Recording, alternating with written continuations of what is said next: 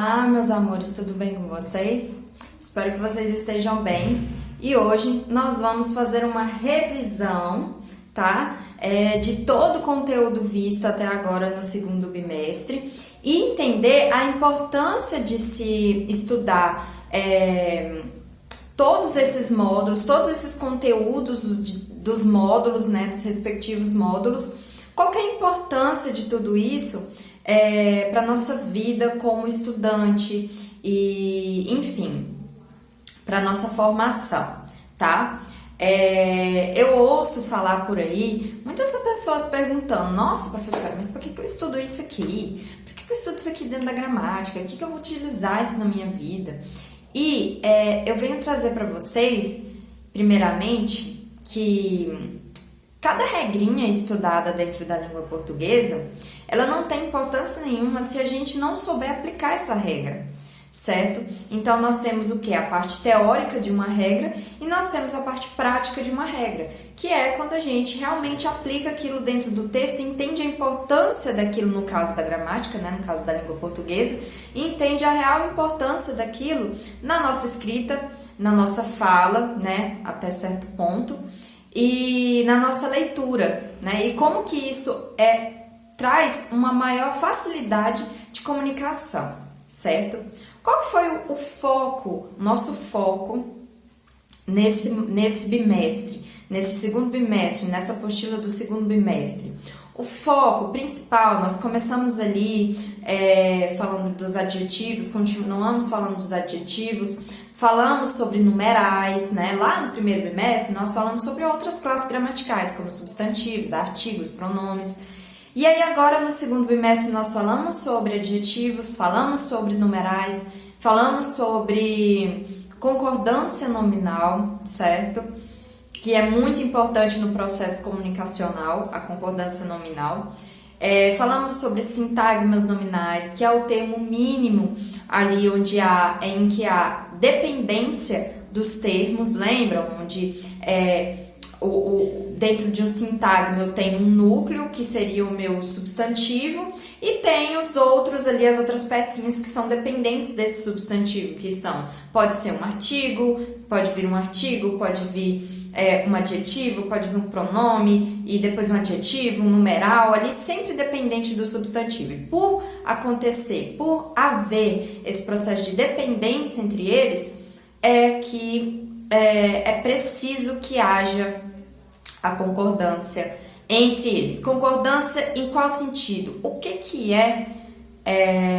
qual que é o sentido da palavra concordar? Concordar é quando há duas partes, né, que entram em comum acordo, né, entre si, certo? Se eu concordo com a sua opinião, eu estou pensando igual a você, enfim, nós temos um comum acordo de opiniões.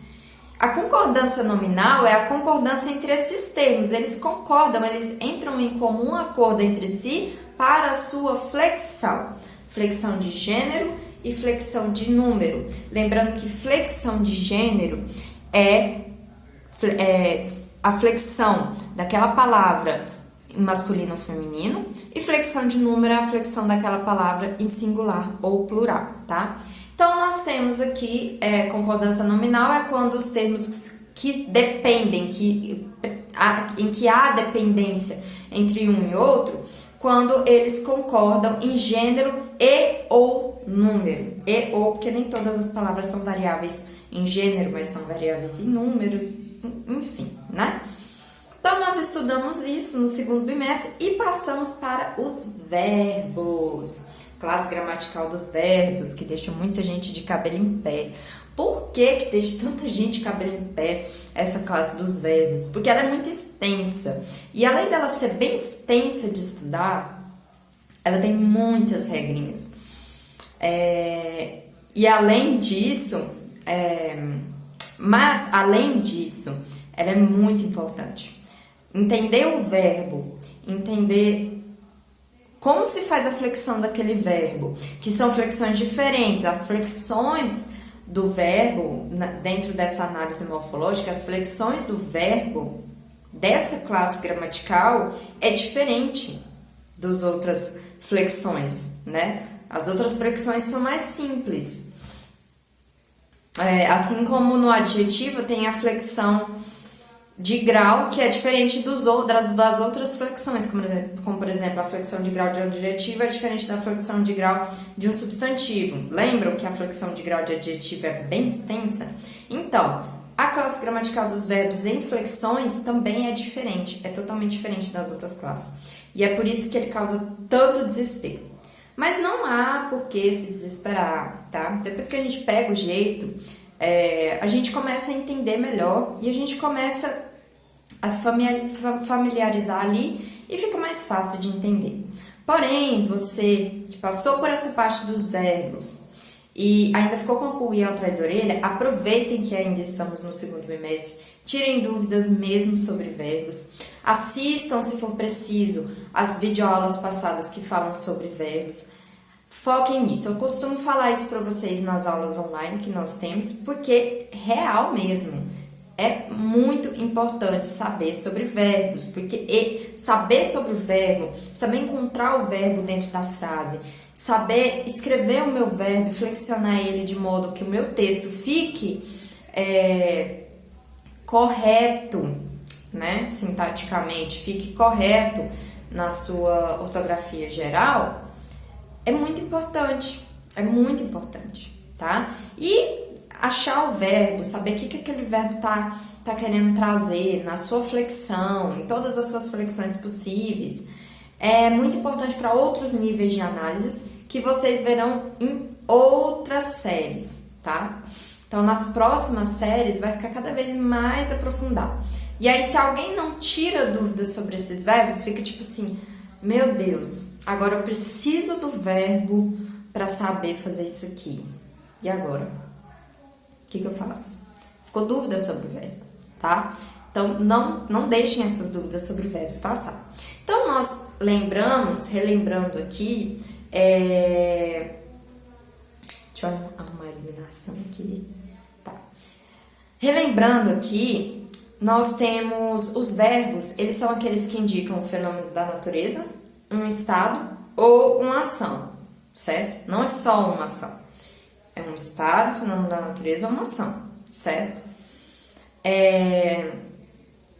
Os verbos, eles são divididos em modos, certo? Modo indicativo, modo subjuntivo e o modo imperativo. De forma que o modo indicativo, ele afirma, ele traz uma certeza, certo? Eu dei aula hoje, certo? Dei, certeza, eu dei aula hoje. O subjuntivo, ele já traz uma hipótese, certo? Se eu desse aula hoje, tá? Então, assim, já traz aqui uma hipótese de uma coisa, tá? Que pode ou não acontecer, ou que não pode ou não ter acontecido, ou que não aconteceu.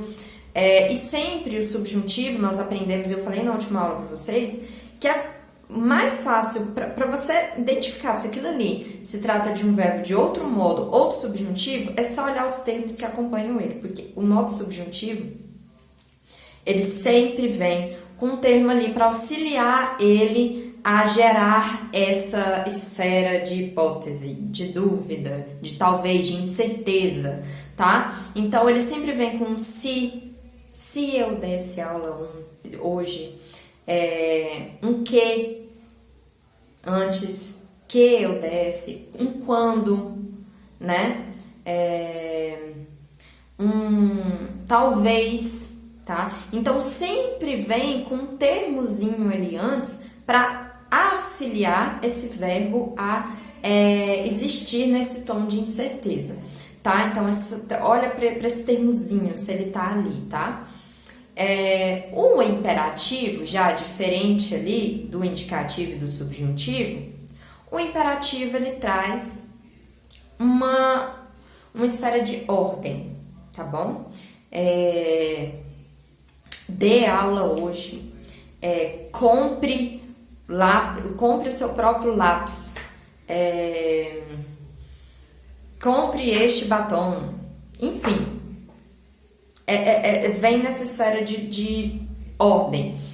Além disso, é importante frisar que verbos do modo imperativo, muitas vezes alguns verbos que estão flexionados no modo indicativo, eles podem, dependendo ali do meu contexto, soar como um verbo no modo imperativo, tá?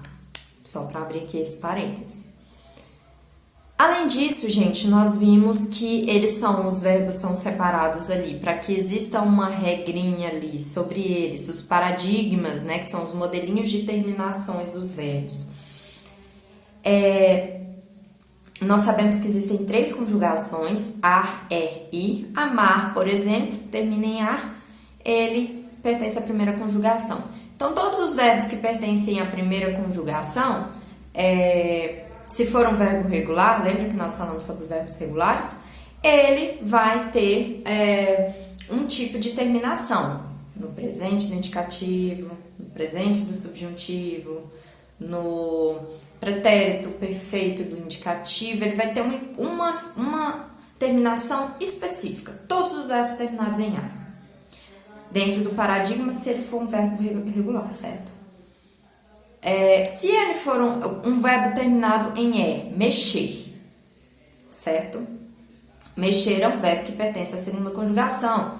Então, se a gente quer saber a terminação que ele vai ter lá no futuro do pretérito do indicativo, eu vou lá na minha tabelinha, que vocês têm todas essas tabelinhas nas apostilas de vocês, vou lá na minha tabelinha de paradigma, olho para os verbos terminados em E da segunda conjugação, ali do futuro do pretérito do indicativo. Todos terão a mesma terminação em todos os tempos, se ele for um verbo regular.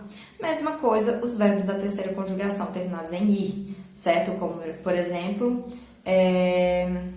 existir. Existir não. Outro, né? Vamos aqui em que indicação? Falir, certo? Ele pertence à terceira conjugação. Então, da mesma forma, segue a mesma linha de raciocínio dos outros. Além dessas conjugações e desses modos, nós temos todos os tempos, certo? Os tempos do indicativo, do subjuntivo e do imperativo, certo? Nós temos as formas nominais, lembram? Que são particípio, gerúndio e infinitivo. Porém, a flexão dele é muito limitada. Tá bom? Não é a mesma coisa de uma flexão de tempo de pessoa, tá? Dentro dos modos verbais, tá? Além disso, gente, nós temos as terminações que marcam cada um. Nós temos o infinitivo que termina em R, e são os verbos, quando eles estão na sua forma nominal do infinitivo, que nos ajudam a achar a qual tipo de conjugação ele pertence, certo? Se é a primeira, segunda ou terceira conjugação. Nós temos o particípio, que são verbos terminados em ado, ido, ou se você preferir só para ficar mais fácil, do, ou da, ou o, ou a. Quando eles terminam assim, eles estão no particípio, tá bom? E no gerúndio, que termina em NDO, acho que o gerúndio é o mais fácil. E os verbos em suas formas nominais, eles podem estar ali cumprindo a função de locução verbal, certo? Compondo uma locução verbal, em que nós temos 2 verbos que fazem o papel de um só. O verbo que está na sua forma nominal carrega a informação principal, por exemplo, teria comprado. Comprado é a informação principal, é a ação principal aqui dessa locução verbal, mas nós temos 2 verbos juntos. Teria, no caso, ele é quem está carregando a flexão, certo? E ele está ali auxiliando esse verbo a gente saber qual que é o tempo, qual que é a pessoa, certo? Porque os verbos em suas formas nominais, como o próprio nome diz, forma nominal. Ele não carrega nenhuma informação do tipo quem fez a ação ou em qual tempo foi feita a ação, tá bom? E além disso, gente, nós temos todas quais são os contextos, quais são cada significação que o meu verbo ali, daquela forma, ele traz para o meu texto, certo? Em cada tempo, se está no tempo composto, que são formas de locuções verbais, Se tá em tempo simples, que é só um verbo ali, conjugado e pronto, acabou, tá? Então, cada um vai trazer um conteúdo, cada um vai trazer cada um vai trazer um contexto, né? Vai dar ali uma significação para o contexto diferente, em tempo, certo? Em pessoa. Por exemplo, o tempo do pretérito imperfeito do indicativo, ele traz uma ação no passado que eu não sei quando ela terminou. Já um pretérito perfeito, sim, eu sei que foi concluído ali. Amei demais. Amava demais. Amava traz aquela esfera assim de tipo assim, amor até quando, né? Um amor que se continuou até um certo tempo, que eu não sei quando. Já amei demais, pretérito perfeito, já traz outro tipo, certo? Outro tipo de efeito para minha frase, tá? Então, é importante, por isso que eu trouxe todo esse resumo aqui, principalmente dos verbos, porque é muito importante você saber cada coisinha que a gente trabalhou, tá? Para que vocês saibam aplicar isso dentro do texto de vocês, a favor de vocês. E prestarem, super dica aqui para vocês, prestem atenção quando vocês estiverem fazendo leitura. Parem pelo menos uma vez quando vocês estão fazendo leitura para perceber os verbos, para perceber o segmento de conjugação verbal ao longo do texto, que se um lá em cima está indicando uma ação, ele está em um tempo específico, ele vai seguir, todos os outros que estão ligados a essa ação vão seguir o mesmo tipo de conjugação para que o texto não fique desconexo, tá bom? Então percebam isso dentro da leitura de vocês, como que se dá esses textos que vocês têm, por exemplo, tem vários textos super legais na apostila de vocês, percebam cada um deles, porque eles vão trazer para vocês, ali tá a norma padrão, então tá tudo escrito corretinho, então peguem eles de referência para como que se dá uma escrita correta. Parem para perceber como que cada verbo, em cada tipo de flexão, está trazendo um efeito diferente, um sentido diferente para o contexto. E se esse verbo ele tivesse nessa conjugação, se esse verbo, aliás, nessa flexão aqui diferente, se tivesse nessa pessoa, qual que era? E se esse aqui não estivesse concordando com isso? Param e percebam, porque esse estudo, especificamente do verbo, vai abrir um leque enorme para várias outras regras dentro da gramática. Essa foi uma revisão e um resumão de tudo que a gente viu no segundo bimestre, tá? Muito importante que vocês, por si próprios também, peguem a apostila de vocês, deem uma estudada, deem umas lidas, anotem as dúvidas de vocês, tragam para a aula, tá bom? Aproveitem que ainda estamos em semana de ver e revisar o segundo bimestre. Logo mais nós entraremos no terceiro, então aproveitem agora para sanar todas as dúvidas de vocês em relação a esses conteúdos, tá bom? Um beijo e até a próxima aula.